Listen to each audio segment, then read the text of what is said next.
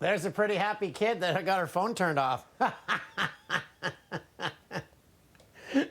Both of them.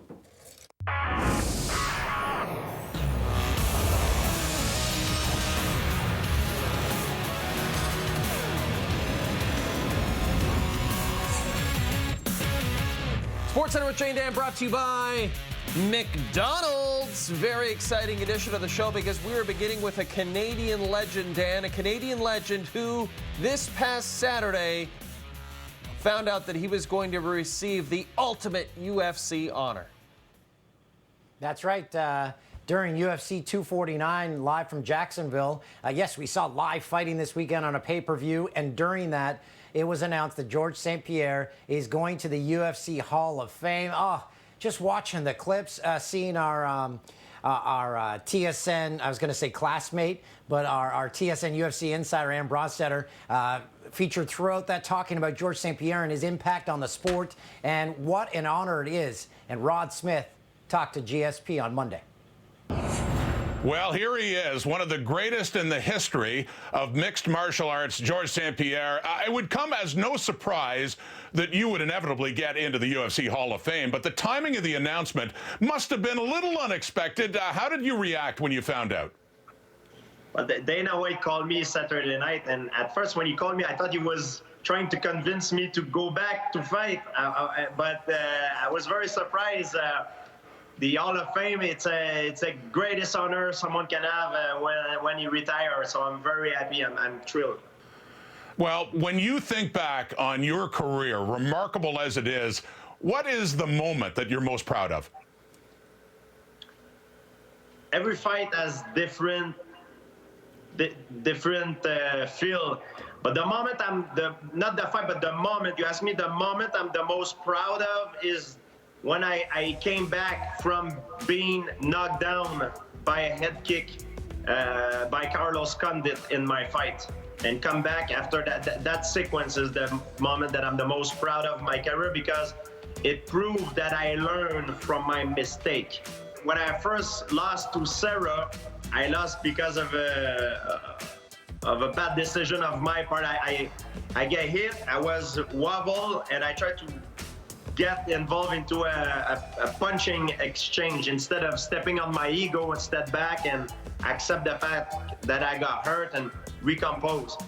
So when I got kicked by Condit, I fall on the ground, I saw him coming. My ego wanted me to stand up right away and try to get back into the fight, but I accept the fact, and I knew that I was dazed because I learned from my mistake that I've done previously. So I laid on the ground and used the guard and the shield to recompose and come back into the fight, and that's the moment I'm the most proud of.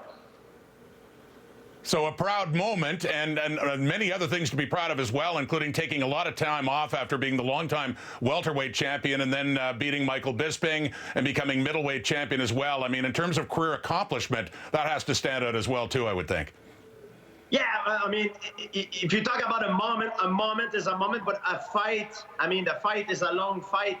I mean, yeah, Michael Bisping fight is a great fight. I mean, I'm very happy I've done that. But the fight that is the most memorable for me is the fight in Montreal against Matt Serra. It was the first time they come in Montreal, and it was at home, and it felt very special to me to finally beat the guy that beat me before.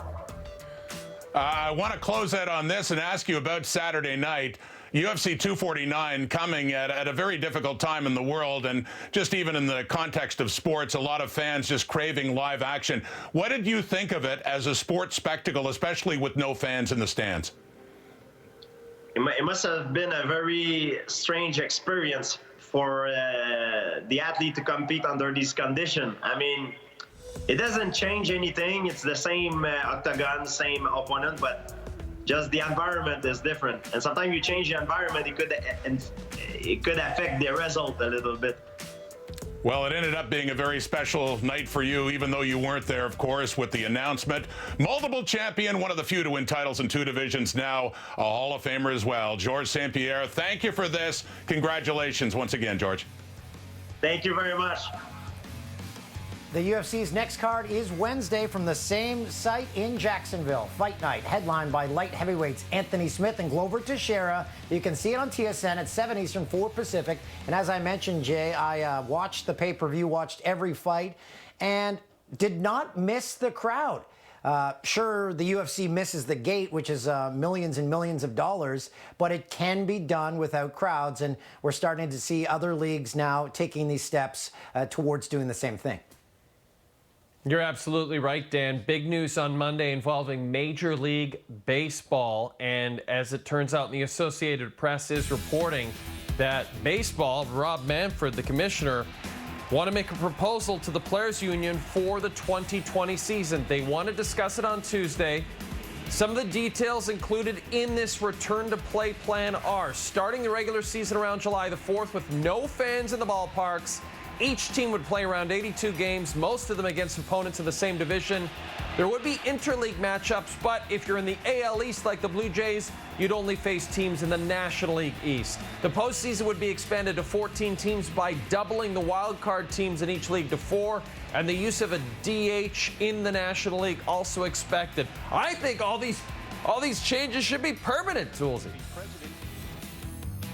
Couldn't agree more. The Premier League has received the go-ahead from the government of the United Kingdom to resume their season June 1st behind closed doors.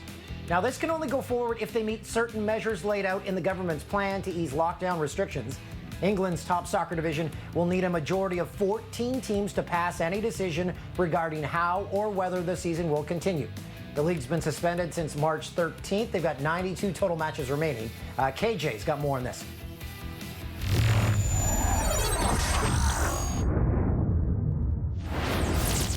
Well, we are really no closer in determining whether the English Premier League will be finishing their campaign in 2019-20. But what we do know is after a 5-hour meeting between club officials and Premier League representatives on Monday, that we're starting to see some kind of clarity in some of the major topics discussed around the returning of the league. Number one is that the Football Association, the guardians of the game in the UK, who have a right to have a say in terms of how the Premier League is looked upon and played, they have told the Premier League representatives that the games must be finished or the league must be determined on sporting merit. What does that mean? Well, if there are no return of games on the field, then maybe a mathematical equation will be in place, but there will be teams that will be relegated out playing in neutral venues because obviously they were concerned about whether they would be staying in the Premier League or whether they could null and void the season. We now know the season will not be null and voided. It will be determined from a sporting merit point of view with or without the games. The second major thing here to talk about is that Richard Masters, the CEO of the Premier League, has said that neutral venues were previously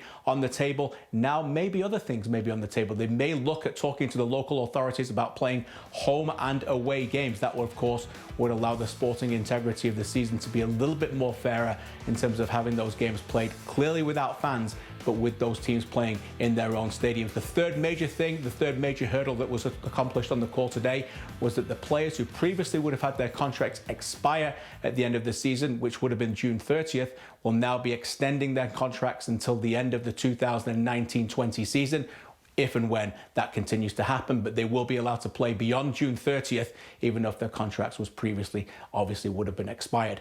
We wait to see whether there will be an English Premier League season. We know this. UEFA, who are in charge of their leagues, have asked to say, can you please have some clarity in determining whether there will be a league by May 25th. We'll watch this space for that. As each week passes, we're going to slowly see the return of many more sports. This is a look at the notable events this week. You can see both UFC events, NASCAR's return, and the tailor-made drive-in relief skins game featuring Rory McIlroy and Dustin Johnson, all on TSN. Coming up on SportsCenter with Jay and Dan, brought to you by McDonald's, we look at the Canucks all-time team.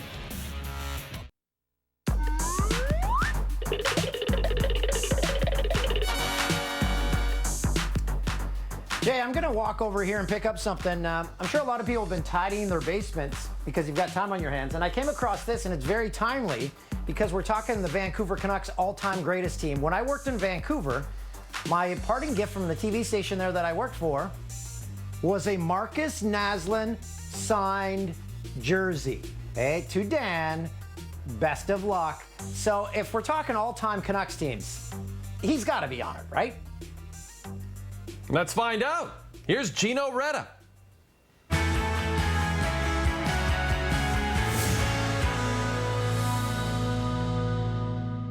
Joined by TSN Director of Scouting Craig Bunn and TSN Analyst Ray Ferraro as we bring you the 7th and final installment of the TSN All-Time 7 project. Today, we unveil our selections for the all-time Vancouver Canucks team. Roberto Luongo and Kurt McLean are splitting the goaltending duties. Left D, Matthias Ohlund, and right D, Doug Lidster, form the top pair. Alex Edler and Kevin Bieksa are the shutdown tandem. The Sedins are together again, of course.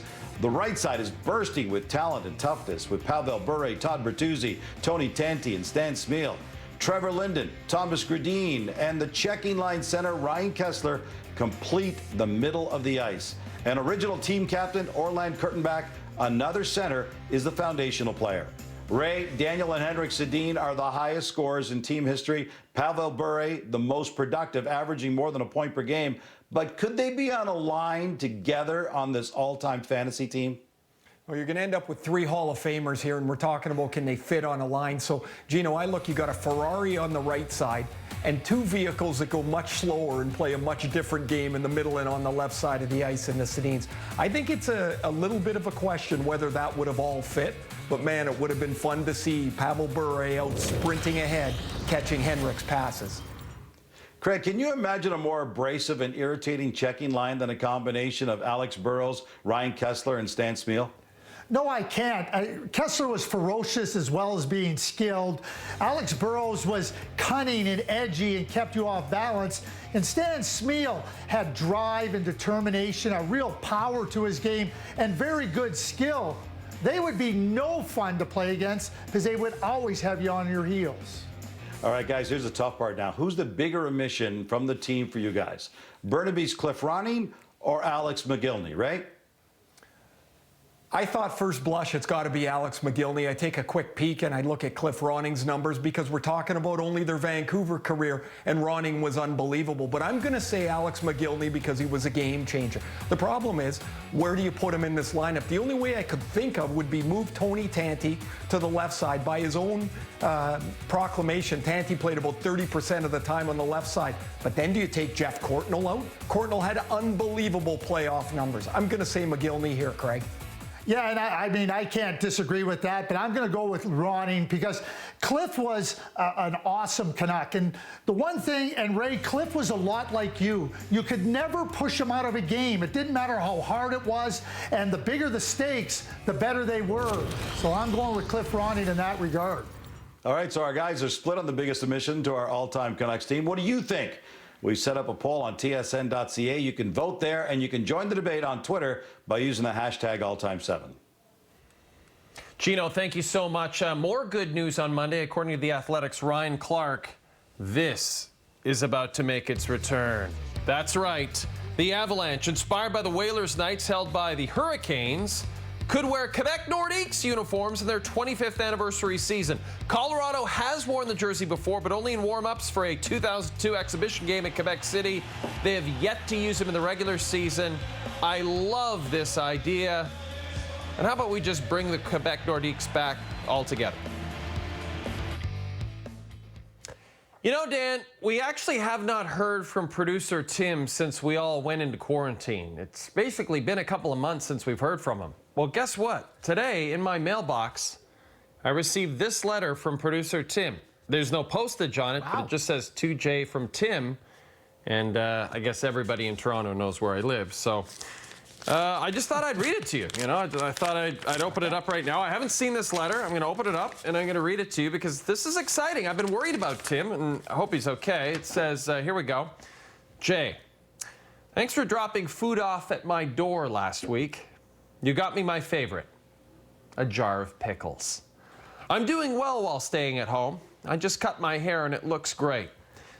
Remember young Andre Agassi? How could we forget? The only weird thing that's happened is my Crave account, this Crave TV account, says that I've watched all of Bosch, but I haven't watched any of Bosch. Oh well, I'm sure it's nothing. Hope to see you in person soon, producer Tim. Oh, that was so sweet. Just nice for Tim to reach out. I had been worried about him. Good to know he's okay. Yeah, I checked my mailbox today. No mail, but I did receive an email So let's open that up here. I haven't seen this either. Okay. Dan, we haven't been in the same room as each other in weeks, but you're still making my life difficult. Please don't ever offer to drop off food at my door again. A dead skunk is not food. It's not helpful. And it doesn't matter if it was contactless delivery, it's gross. Please stop claiming you're helping me social distance by calling my family and telling them that I don't love them anymore. That's not what social distancing is. They're very confused. Also, my car's not your weekend home. Stop putting stuff in there. I needed to make my weekly trip to the grocery store, but you said you wouldn't unlock the door until you finish watching an episode of Bosch on your phone. Get off my Crave membership. I hate the new normal. Producer Tim. Well, I think he does have a couple of pretty legitimate beefs with you there, Dan. Hey, that Bosch, he always gets the job done. He always gets his man. He really does.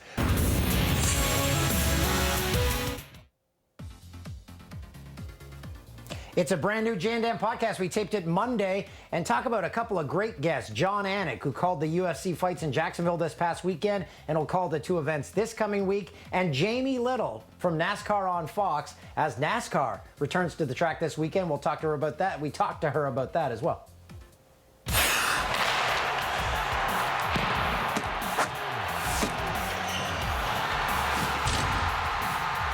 And that leads us to Who Delivered, presented by Mick Delivery. This day in 2016, friend of SportsCenter with Jane Dan, Max Scherzer became just the 5th pitcher in Major League history to record 20 strikeouts in one game and the 4th player to complete the feat in 9 innings. He sat down 9 of the first 11 batters he faced, 8 of them on swinging strikeouts, and closed out the game with 5 Ks over the last 2 innings. In 2016, Max Scherzer definitely delivered, which leads us to our very popular You Blew It segment. Dan, I have to apologize. Right over my shoulder here, right there, you can see a piece of clothing. My infant son was throwing his pants down the stairs, and I was too lazy to pick them up. Hey, some days you just got to throw your pants down the stairs. That's the only way to solve a problem. And off the top, I mentioned that I almost called Aaron Bronstetter our classmate, but no, he's our workmate.